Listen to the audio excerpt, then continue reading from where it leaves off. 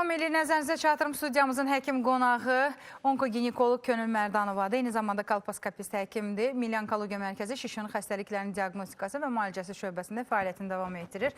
Çox vacib məqamlara toxunuruq hər görüşümüzdə. Könül xanım, buna görə xüsusilə təşəkkürümü bildirəm və xoş gördük sizi. Studiyamıza xoş gəlmişsiniz. Histeroskopiya müayinəsinə toxunmanızı istəyəcəm. Bu kamera vasitəsilə biz nələri aşkarlayırıq və ya nəyi aşkarlamağa çalışırıq? Təşəkkür edirəm dəvətinizə görə və sualınıza görə. Histeroskopiya müayinəsi ümumiyyətlə endoservikal və endometrial patologiyaların diaqnostikası və minimal cərrahiyyəsi üçün istifadə olunan bir optik bir cihazdır. Xüsusi bir optik kamerası olan optik cihazın, belə deyək, bir kameranın boşluğa, servikal kanaldan daxil olaraq uşaqlı boşluğuna yeridilməsi və oranın tamamilə vizualizasiyasını bir monitorda görməyimizdir. İlk öncə diaqnostik histeroskopiyadan başlayır və nədir bu histeroskopiya göstərişlər? Hər bir pasiyenti histeroskopiya eləyə bilərikmi? Təbii ki, yox. Göstərişlər vardır. Və histeroskopiya əsas göstərişlər patoloji, abnormal dediyimiz uşaqlıq qanaxmalarıdır və bundan başqa göstəricilər sonsuzluqda diaqnostika metodu kimi istifadə olunur. Uşaqlıq boşluğunda hər hansı bir yağ cisim varsa, ipi qaçmış spirallar və yaxud da ki, digər boruların, belə deyək, patologiyalarını və ya boru ağızlarını müayinə eləmək üçün ilk öncə diaqnostik, belə deyim, bu əlamətləri olan bunlar üçün istifadə olunur və ilk öncə diaqnostik histeroskopiyadan başlanılır. Diaqnostik histeroskopun, belə deyək, nazik boru kimi bir aparatdır. Adətən bunu həm ofis şəraitində, yəni adi ginekoloji kabinetdə də icra eləmək olar. Çünki onun diametri çox nazikdir. 3-4 millilik bir diametrdə, hətta genişləndirmədən, anestezik bir dərmanlardan istifadə etmədən, yəni keyləşdirmədən, belə deyək, istifadə eləmək olar. Amma bizim mərkəzdə belə istifadə olunurmu? Xeyr, çünki biz Milli Onkologiya Mərkəzi olduğumuz üçün adətən pasiyentlər bizə hər hansı bir simptomla, şikayətlə, sadaladığım şikayətlə və yaxud da ki, hər hansı bir ultrason nəticəsi ilə müraciət edir ki, artıq endometrial bir patologiya var. Məsələn, 2024-cü ilin statistikasında haradasa bir 300-ə yaxın histeroskopiya eləmişəm, rezeksiyalar eləmişəm və bunları adətən biz anesteziya şəraitində, kiçik cərrahi əməliyyat blokunda icra edirik və bunların daha çoxu endometrial hiperplaziya, endometrial poliplər, abortdan sonra əmələ gələn plasentari poliplər və uşaqlığın submukoz miomaları diaqnozu ilə elədiyim pasiyentlərdir. Hə, çox az hallarda ara kəsmələr, sinexiyalar, ipi qaçmış, belə deyim, spirallar, bunlar üçün də istifadə edilir. Sonsuzluqda istifadə edirik.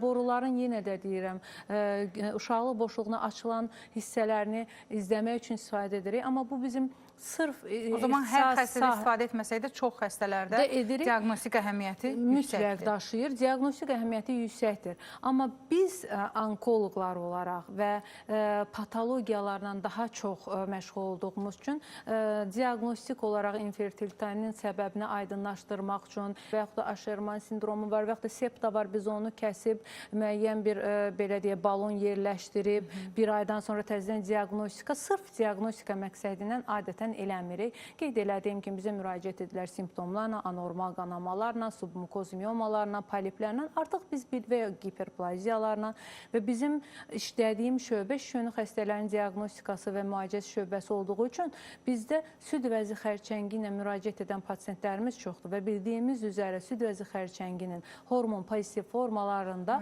adətdən kəsirik qadınları və xüsusi bir dərmanlar qəbul edirlər və o dərmanlar süd vəzinin, metastazının və residivlərinin qarşısını almış olsa da belə endometriya, yəni hansı orqan ki biz histeroskopla yoxlayırıq, uşaqlığın daxili qatını qalınlaşdırır. Qalınlaşma, hiperplaziya, bax, müxtəlif belə adlarla, bəzən deyir, məndə endometriya var. Endometriya hər kəsdə var, amma endometriyanın hiperplaziyası, endometriyanın qalınlaşması, bax, belə bir diaqnozu verir və bu hallarda biz daha çox istifadə edirik. Niyə o zaman istifadə edirik o dərmanları? Mütləqdirmi? Başqa bir çarəsi mi yoxdur? Xeyr, hormon pozitiv alternativ variant? Yox, postmenopauzal dönəmdə olan xanımlarda alternativ variantlar var və o preparatlar, alternativ preparatlar endometrial hiperplaziya vermir. Amma hormon pozitiv süd vəzi xərçəngi, yəni reproduktiv çağda deyilsə, adət kəsilibsə, onlara biz artıq yəni onu eləməyə bilirik. Niyə? Onu da qeyd edim. Adətən əgər bura toxunduqsa, yenə də bir tərs köşə oldusa, çox sevirəm sizin suallarınızı. Qarşılıqlı dəyişik. Həqiqətən süd vəzi, elə qoy buradan çox populyar bir mövzudur. Bunun xüsusi danışarıq bir dəfə. Çünki izləyənlər də çoxdur və 2 milyonun üzərində dünya statistikasında süd vəzi xərçəngi var və Azərbaycan Respublikasının statistikasında da süd vəzi xərçəngi ilk yerdədir qadın bədənində olan xərçəng tipləri arasında və bunların çox hissəsi hormonal pozitiv formadır. Yəni qadın cinsiyyət orqanlarının hormonlarına belə həssas bir formadır. Və biz adəti kəsirik. Adəti kəsmək üçün müəyyən dərmanlar, iynələr istifadə edirik və kimyoterapiya fonunda nədir bu? Biz bu hormona deyirik təsir eləyir və bu hormonun reseptoru, qadın cinsiyyət orqanlarının reseptoru qurban olduğum elə yaradıb ki, bütün orqan və toxmalarımızda var. Sümükdə var, ürək-damar sistemində var, piy toxmamızda var, böyrək üstündə var, ən çox süd vəzində var və qadının özünün reproduksiv orqanlarında var, uşaqlıq yolunda var, xarici cinsiyyət orqanlarında var, dərimizdə var, saçımızda var. Hər bir yerdə bu hormonların reseptorları var və ən çox da süd vəzilərində və sümüklərdə var. Biz buna həssas, bundan yaranan bir şiş olduğunu düşünərək adəti kəsirik. Yəni bizə verə biləcək stimulasiyanı kəsirik. Onda gərək bloklayasınız da reseptorları. O da gəldi, o dediyiniz dərmanı niyə içirik o hissəsinə. Bir var biz bunu kəsirik, amma hormonlarımız yalnız mı qadın cinsiyyət orqanlarında yumurtaqda ifraz olunurmu? Xeyr. Az miqdarda piydə, sümükdə, böyrək üstü vəziyyəti. Deməli, alternativdə axı ifraz eləyən bir orqanizm mükəmməlinə bax, hormon var. Bir yerdən kəsəndə kompensasiya. Biz bunu kəsirik, kompensasiya eləməyə çalışır. Başlayır piy toxumasını artırmağa ki, sən əvəz elə tez məni. Hormonumu əvəz elə bədənimi istəyir, axı sümük toxumamı istəyir. Amma bilmir ki, mənfiyə gedir. Mənfiyə gedir. Ona görə biz o reseptorları qapaq kimi qapamaq üçün də o sizin dediyiniz antiestrogen reseptorlarını qapamaq üçün bir tabletka, həblər qəbul edirik. Və o həblər mükəmməl bir mexanizmdir.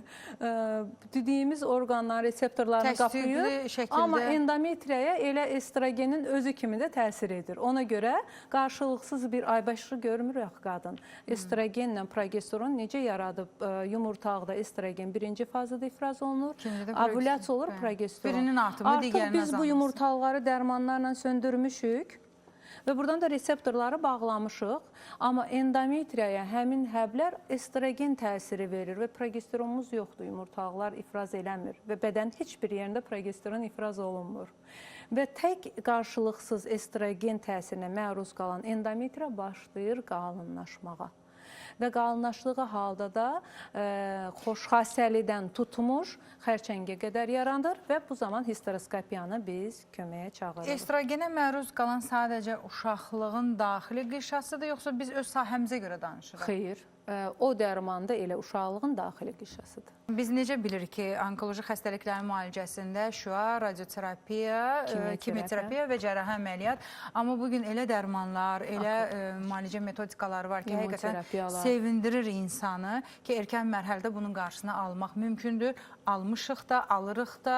Sadəcə dediyim kimi növünə görə vaxtında, zamanında aşkarlamaq, doğru həkimə getmək bu çox vacibdir. Eyni ilə də bu dərmanları kör-köranə içməmək lazımdır. Təbii ki. Məhz ona görə əgər dərmanı alıb istifadə ediriksə fərq etməz. Ola bilər mən heç bir həkimin ünvanına səriştəsiz, savadsız, peşəkar olmayan bir şəxs kimi səslənmək qeyri-etik görürəm. Öz adıma da bunu deyim. Amma bəzən məcburiyyət qarşısında qalıb bunu deyirik.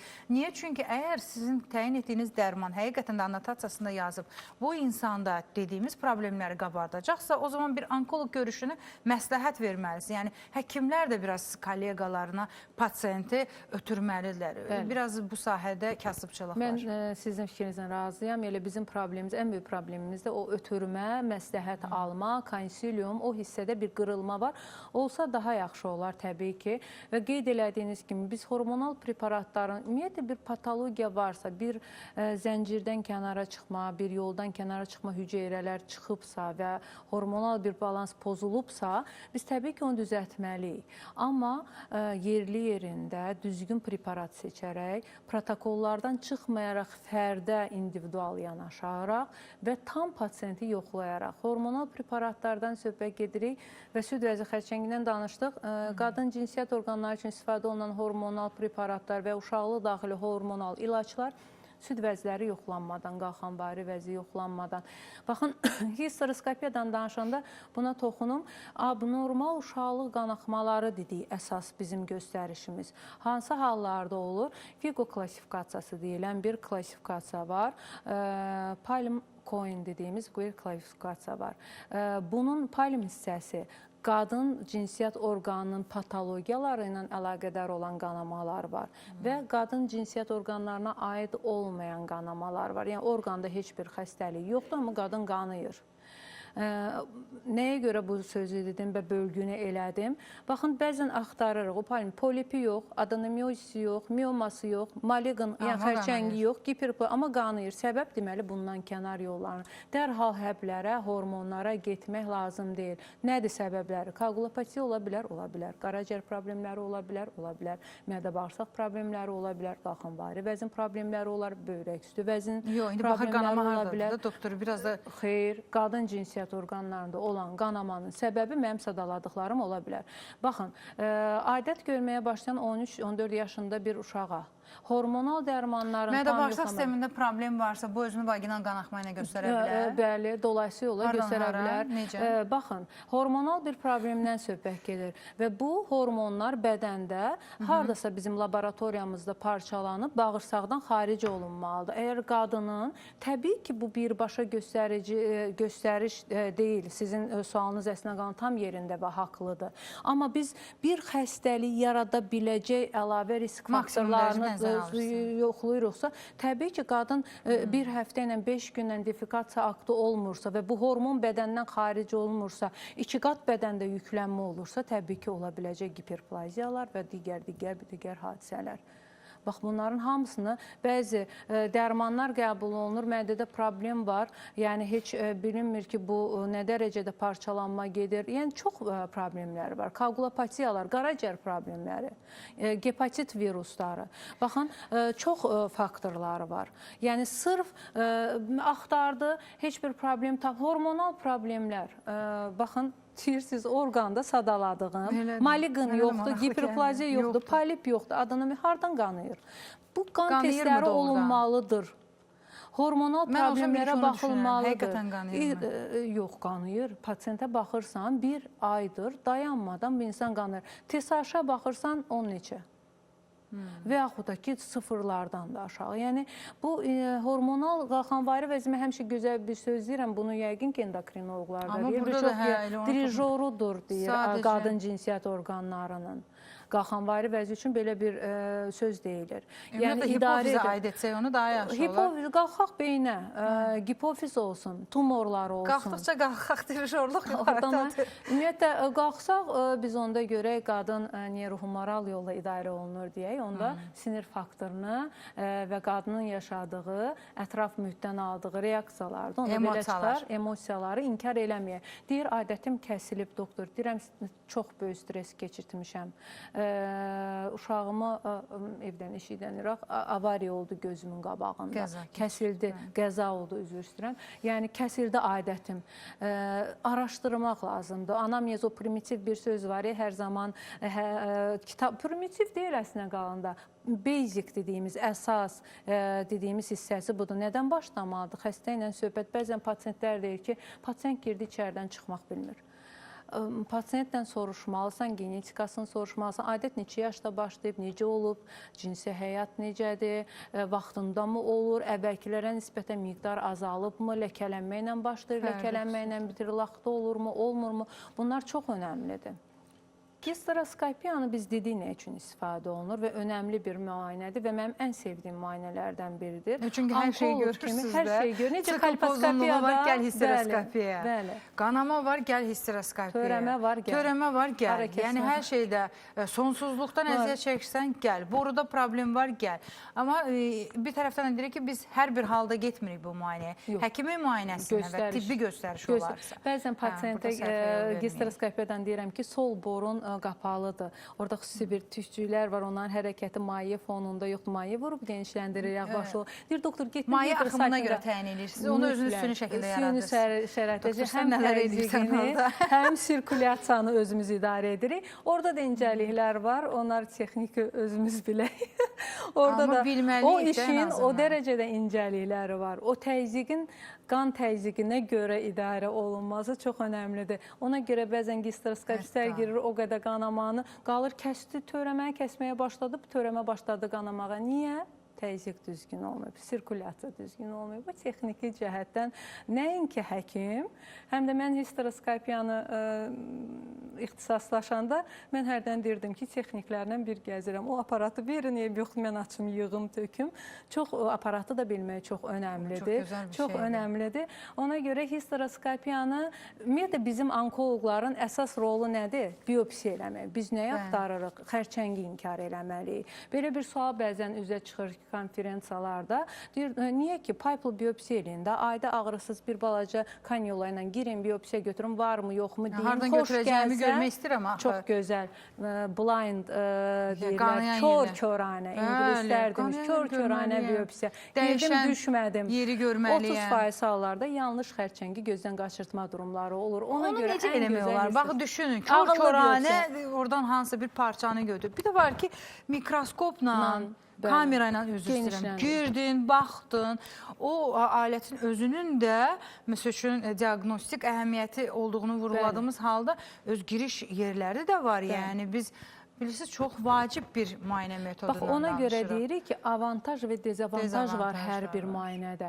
Bəli, gisteroskopiya bir qədər ağrılıdır, anesteziya, doğru seçmə. O, hər zaman dediyimiz kimi, valla o qədər SMS gəlir, getdim bunları elədim, doğrudurmu, bunu elədim, şübhənlə yanaşacağınız həkimə getməyin. Araşdırın, gedin. Biz də xəstələnirik, bizim də həkimlərimiz var və o həkimləri, bəzən onların da vaxtı olmur, bizə geri dönüş eləmir. Hətta bir oxuduğumuz həkimlərdir. Biz onları anlayırıq, normaldır, çünki o qədər pasiyent sayını, amma ki, o növbələr, başqa-başqa çox belə başqa bir söhbətləri qoyub, həkiminizi həqiqətən işinə görə, savadına görə, bu işi üzrə ixtisaslaşmış olduğuna görə seçin ki, sonra hər hansı bir şübhə ilə yanaşmayasınız və onda sağalmayacaqsınız. Doktor, çox qısa cavab istəyəcəm. Bax, histeroskopiya dedik, uşaqlığın endometrin daxili qatının qalınlığını təyin eləmək üçün. Reproduktiv dövrdə, indi biz dərmanlarla bağlı danışanda, klimaks dövründə olan xanımları şanslı saydıq. Digər tərəfdən reproduktiv dövrdə bu qalınlıq hansı aralıqlarda nəzərə alınıb, o histeroskopiya müayinəsi aparılmalıdır? Yəni o qalınlıqda qarışdırılmasın deyə. Postmenopauza, mən necə deyim, artıq ikinci efirdir. İkinci deyilik, 2002-ci efirdə Xəzər televiziyasında ikinci görüşümüz. Yeni kanalımızda efirimiz inşallah çox olar. Premenopauzal reproduktiv dönəmdə olan sikla görə dəyişir. Çünki ilkin dönəmdə nazik olur. Adət başlayan günü bizim siklın ilk günüdür. Orada endometriya 1 millidən başlayır. Adətə qədər 16, 17, 18 milliyə qədər qalxır. Və sonografik olaraq onun ölçüləri fərqli ola bilər. Ən doğru hansı zaman ölçürüyü soruşmaq istəyirsinizsə, adətin 5-ci, 6-cı günündə. Amma postmenopauzal dönəmdə, yəni adətdən artıq 1 ildir kəsilmiş və adət olmayan xanımlarda fərq eləmir. Təbii ki, adət olmadığı üçün şikayət varmı, yoxmu, asimptomatik xəstəsə hər bir gün yoxlaya bilərik. Burada elə gisteroskopiyanı da göstərişini demiş olum. Postmenopauzal dönəmdə olan xanımlarda patologiya varsa, simptom varsa, hər bir gün biz gisteroskopiyanı eləyə bilərik. Bəs o reproduktiv adət olan xanımlarda şikayət varsa, anormal qanamalar varsa və yaxud ultrasonda nəsə problem görülübsə, hansı gün eləyə bilərik? Onu da yenə də adətin ilk fazasında, yəni adət bitdikdən, bəli, problemləri də qalınlaşma olsun, polip olsun, lokal qalınlaşma olsun. Adətdən bitəndən elə bir 6-cı, 7-ci günündən 14-cü gününə qədər aparmağımız daha yaxşı olar. İstəyirsiniz onun da səbəbini deyim. İkinci fazada endometriya polip kimi maskalana bilər. Özünü polip kimi göstərə bilər, polipoz kimi göstərə bilər və biz diaqnostik olaraq gisteroskopiyada yanlışlıq edə bilərik. Adından qeyd olunduğu kimi diaqnostik gisteradan başlanılır hər bir şey. Sonra onun cərrahiyyəsinə əməliyyat əsnasında keçə bilirik, əgər problem görürüksə. Ona görə bizə düzgün endometriyanı görməyimiz çox önəmlidir. Cinsi həyatı olan, cinsi partneri olan, ailəsi olan xanımlar, ailə quranlar, qurmağa hazırlaşanlar, hətta qız uşaqları, yəni buyurub, sevə-sevə, böyük rahatlıqla Könül Mərdanovanın qəbuluna gedə bilərsiniz. Doktor, təşəkkür eləm gəldiyinizə görə. Xoş oldu sizinlə söhbət. Minnətdaram. Bir daha xatırladım, onkoginekoloq kolposkopist həkim Könül Mərdanova studiyamızın həkim qonağı idi. Milli Onkologiya Mərkəzi Şişon xəstəlikləri müalicəsi və diaqnostikası şöbəsində fəaliyyət göstərən ən fəal həkimlərdən biridir. Təşəkkür eləm, minnətdaram.